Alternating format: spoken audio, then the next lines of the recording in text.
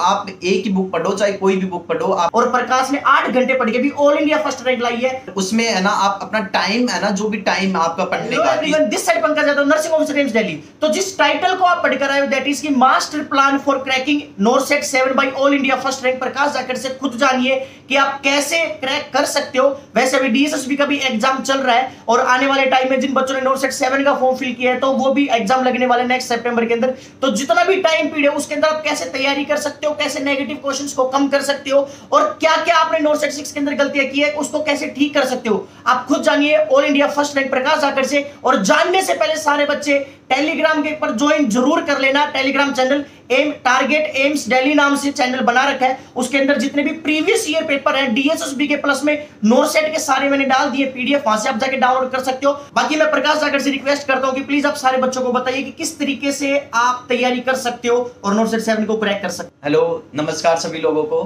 मैं काफी दिनों से यूट्यूब चैनल पे आया नहीं था, तो अभी काफी दिनों से आया हूँ, लगभग 5-6 महीने हो गए होंगे मुझे।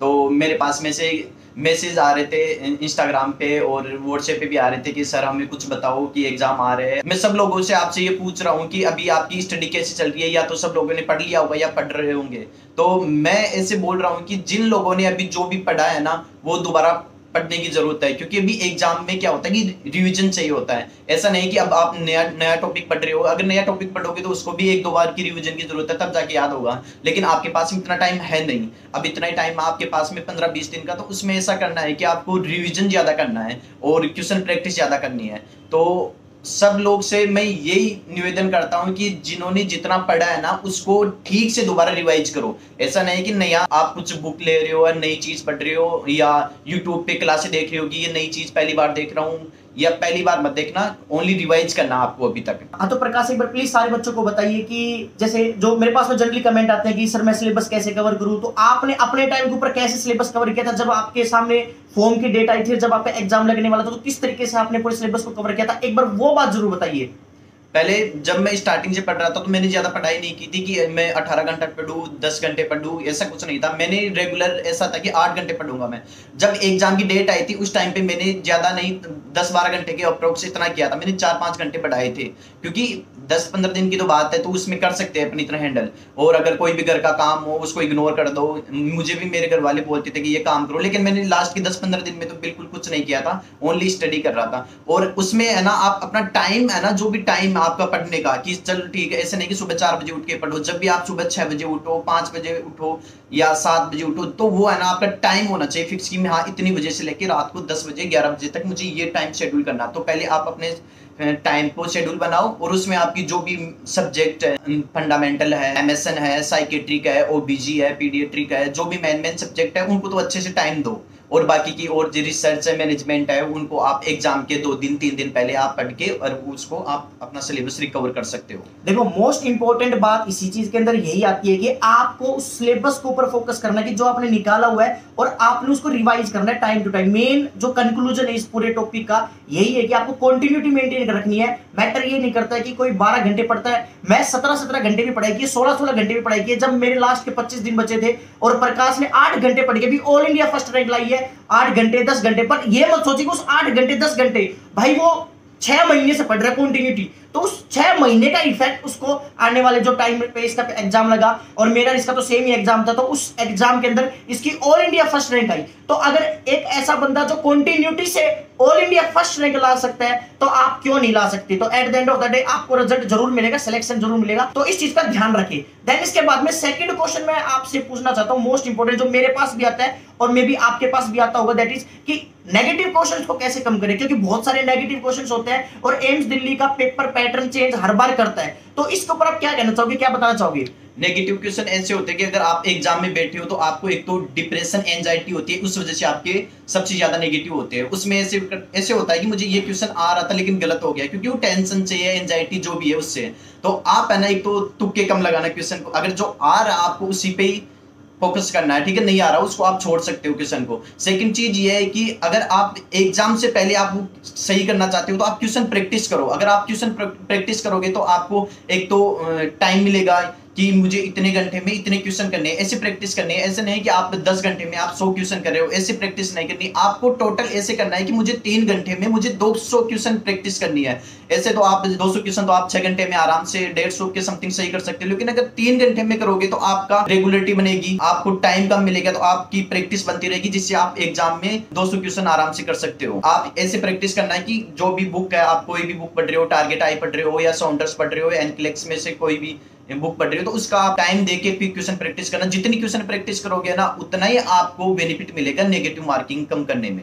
अच्छा, नेक्स्ट क्वेश्चन मैं आपसे ये पूछना चाहता हूँ, दैट इज कि जैसे बहुत सारे मैसेज आते हैं कि प्री के लिए अलग से तैयारी करें या मेंस के लिए अलग से तैयारी करें या अलग से कोई बुक पढ़े प्री के लिए या मेन के लिए, तो उसके ऊपर क्या बताना? उसके लिए ये कि अभी से 1-2 साल में ऐसा हुआ कि प्री और मेंस पहले तो एक ही एग्जाम होता था, लेकिन ऐसे आपको मत सोचना कि मैं प्री के लिए इससे करूं और मेंस के लिए इससे करूं। आपका गोल एक ही होना है कि मुझे नोटशीट क्लियर करना है, ठीक है। अगर आप एक सब्जेक्ट पढ़ोगे उसी से ही वो आएंगे, मेंस के क्वेश्चन आएंगे और प्री के आएंगे। प्री में तो क्या है कि सिनेरियो बेस्ड क्वेश्चन कम आएंगे, तो आपको ऐसा है कि 100 क्वेश्चन आएंगे 90 मिनट के लिए आएंगे, तो आपको 90 मिनट में 100 क्वेश्चन करने का मतलब क्या है, क्वेश्चन ईजी आएंगे।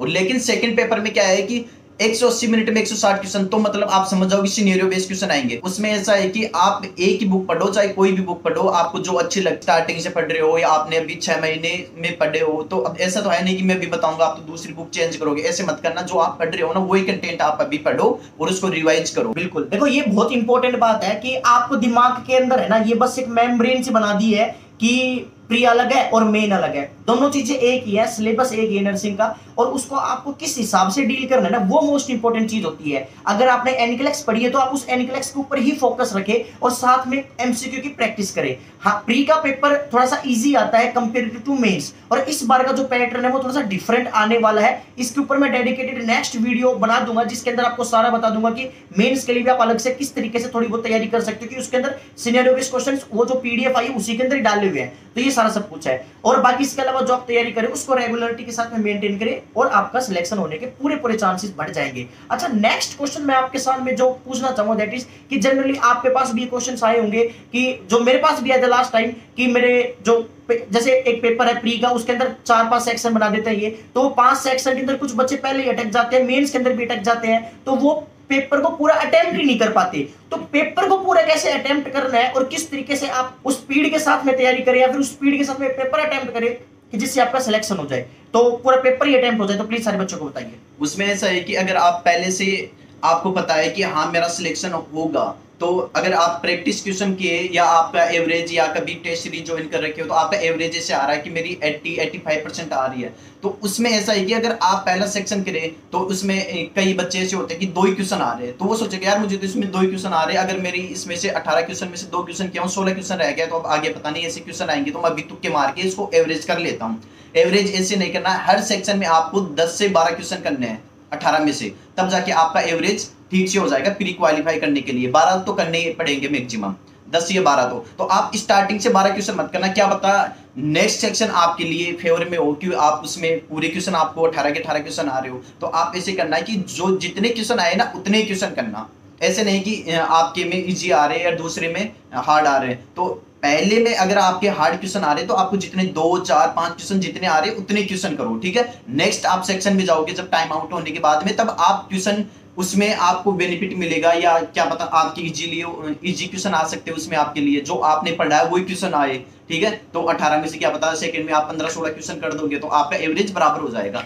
तो ऐसे है, तो आप पहले डरना मत कि मुझे 2 ही क्वेश्चन आ रहे, तो आप डरना मत और ज्यादा डिप्रेशन एंजाइटी मत करना, और आगे से आगे आप चलते रहना, आपके पूरे बॉक्स कंप्लीट टाइम पे करना है। देखो मोस्ट इंपॉर्टेंट बात यही है, कंक्लूजन इस चीज का यही है कि आप जो तैयारी कर रहे हो उसके अंदर आप आज अच्छे से प्रैक्टिस कर ले, जितने भी आपने क्वेश्चंस है एमसीक्यू के आज ही प्रैक्टिस कर ले, और जब आप पेपर अटेम्प्ट करने लगे तो जैसे क्या होगी, 5 सेक्शन मान के चल रही है कि उसके अंदर डाले हुए हैं, प्री के अंदर डाले हुए हैं, या फिर मेंस के अंदर भी 4 सेक्शंस के अंदर डाला हुआ है, चेंज किया हुआ है, तो उसके अंदर आपको मेन फोकस ये रखना है कि अगर किसी वजह से आपने फर्स्ट सेक्शन अटेम्प्ट करे उसमें आपको कुछ क्वेश्चंस नहीं आ रहे हैं, तो जो कुछ क्वेश्चंस नहीं आ रहे हैं उसके चक्कर में आप स्लो स्पीड ना करें, कोशिश करें कि उस चीज को छोड़ दे वहीं पे, ज्यादा रिस्क ना ले, ज्यादा दिमाग ना लगाए और नेक्स्ट क्वेश्चन की तरफ बढ़े। और अगर उस जैसे मान चले एक सेक्शन आपका खराब भी हो गया, तो ज्यादा दिमाग के ऊपर लोड लेने की जरूरत नहीं है। खेल सारा उसी चीज का होता है, खेल इसी चीज का है कि आप जब पेपर में बैठते हो तो उस स्ट्रेस और उस एंजाइटी को कैसे डील करते हो। मैं एक इंटरव्यू में भी पढ़ रहा था जो यूपीएससी का लगता है कि जिसके अंदर की जब प्री और मेन क्वालिफाई करके जब इंटरव्यू होता है यूपीएससी का, जो आईएएस आईपीएस बनते हैं, तो उसमें अगर आपसे जब क्वेश्चंस पूछे जाते हैं, तो अगर उस क्वेश्चंस के अंदर आप जब कंटिन्यू आपको कुछ नहीं आ रहा है, समझ में नहीं आ रहा है, या फिर जो आपसे क्वेश्चन पूछे उसमें से आपको आंसर नहीं आता, तो जो स्ट्रेस होता है उस स्ट्रेस को कैसे डील करते हो। हाँ, यही अल्टीमेट कला है कि आपको कैसे उस चीज को डील करना। अगर आखिरी क्वेश्चन भी सही कर जाते हैं इंटरव्यू में तो वो सिलेक्शन दे देते हैं। तो इसी प्रकार से आपको मेन फोकस करना है कि आपको कैसे सिलेक्शन लेना है और किसी भी सेक्शन के अंदर अटक नहीं जाना है। यही मोस्ट इंपोर्टेंट चीज होती है। यही सारा सब कुछ था। और बाकी इसके अलावा किसी को कोई और क्वेश्चन पूछना है या फिर कुछ डाउट रह भी जाते हैं इस वीडियो को देखने के बाद भी, तो मैं इंस्टाग्राम की आईडी नीचे मेंशन कर दूंगा, यहाँ पे जाके आप मेरे से या फिर प्रकाश से किसी से भी आप पूछ सकते हो जो भी आपके मन के अंदर डाउट रह जाते हैं रिगार्डिंग। और ये सारा सब कुछ था इस वीडियो के अंदर। मैंने यही सारा सब कुछ था इस वीडियो के अंदर। वीडियो अच्छी लगी हो तो लाइक जरूर कर देना, चैनल को जरूर सब्सक्राइब करके जाना। बाकी मिलते हैं नेक्स्ट मोटिवेशनल वीडियो में, तब तक के लिए खुश रहे, माँ बाप का नाम रोशन करते रहे। जय हिंद, जय भारत और जय भोलेनाथ।